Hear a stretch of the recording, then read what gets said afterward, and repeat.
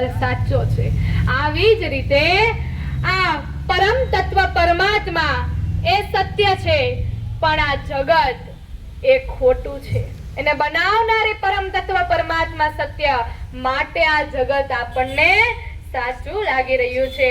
આપણે તો પ્રભુને એ કહેવાનું કે પ્રભુ તમે અમારી બુદ્ધિને એટલી શુદ્ધ બનાવો, એટલી પવિત્ર બનાવો કે જે તમારા તેજસ્વી સ્વરૂપને ધારણ કરી શકે.